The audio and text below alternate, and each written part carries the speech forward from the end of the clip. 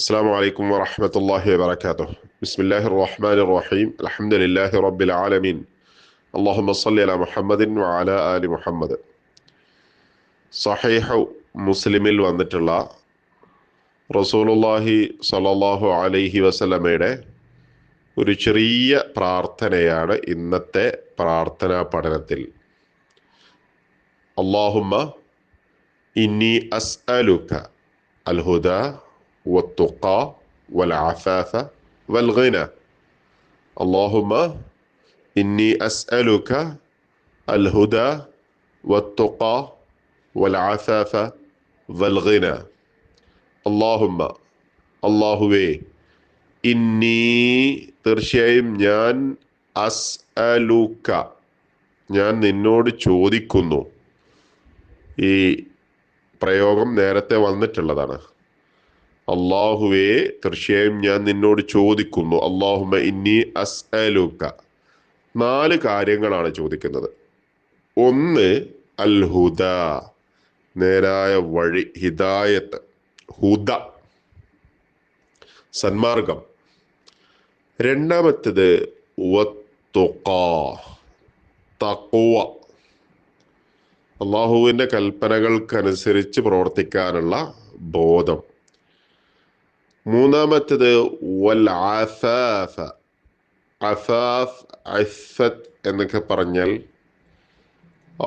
ചാരിത്രം എന്നൊക്കെ പറയാൻ വേണമെങ്കിൽ നമുക്ക് ഹറാമായ കാര്യങ്ങളിൽ നിന്ന്, തെറ്റായ മ്ലേച്ഛമായ കാര്യങ്ങളിൽ നിന്ന്, അത് സംസാരമായിരുന്നാലും പ്രവർത്തനമായിരുന്നാലും ശരി, അതിൽ പെടാതിരിക്കുക എന്നുള്ള, പെടാത്തൊരവസ്ഥ, അതിൽ പെട്ടുപോകാത്തൊരവസ്ഥ, അതാണ് ശരിക്ക് അഫാഫ് എന്ന് പറയുന്നത്.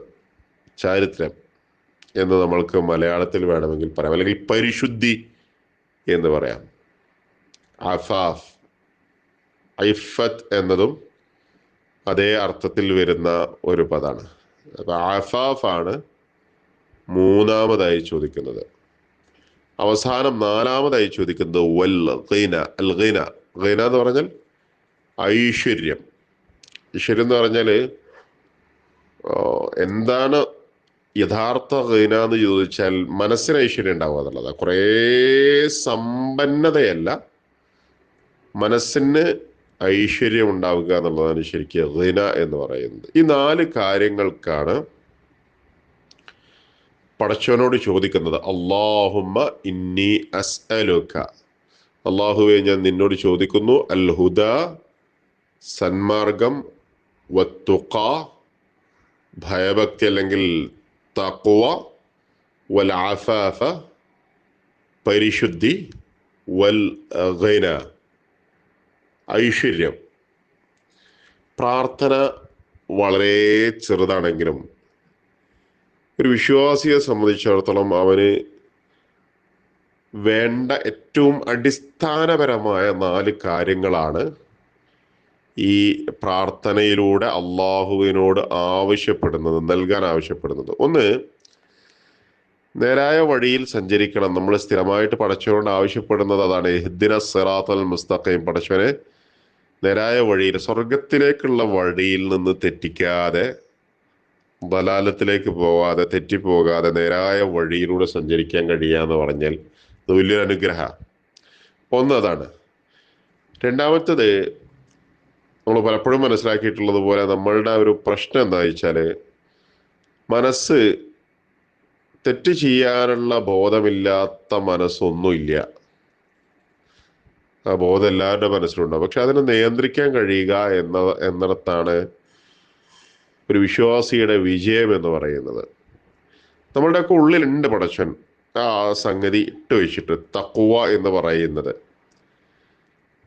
തോന്നുന്നതൊക്കെ ചെയ്യുക എന്നുള്ളതല്ല എൻ്റെ ധർമ്മം, എനിക്കൊരു ധർമ്മമുണ്ട് എന്ന ബോധമൊക്കെ ഉണ്ട്. പക്ഷേ അതിനെ നമ്മുടെ മനസ്സിന്റെ ഇച്ഛകൾ അതിജയിച്ചു പോകുന്നു എന്നതാണ് പലപ്പോഴും ഉള്ള പ്രശ്നം.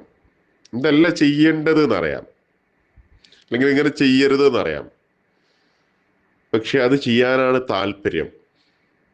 അവിടെ നമ്മൾക്ക് നമ്മളെ നിയന്ത്രിച്ചു നിർത്താനുള്ള കരുത്തുണ്ടാവുക എന്നതാണ്.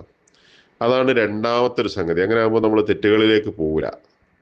മൂന്നാമത് പറയുന്നത് അങ്ങനെ ഇപ്പോൾ ചില ആളുകൾ തെറ്റുകൾ സംഭവിച്ചു വരും. അതിൽ നിന്ന് പരിശുദ്ധി നേടാൻ കഴിയും ആ തെറ്റുകളിൽ നിന്ന് ആത്മാർത്ഥമായി തൗബ ചെയ്താൽ. പക്ഷെ അങ്ങനെ തെറ്റുകളിൽ പെട്ടുപോകാതിരിക്കുക എന്ന് പറഞ്ഞാൽ വല്ലാത്തൊരു അനുഗ്രഹമാണത്, ഒരു പരിശുദ്ധിയാണത്.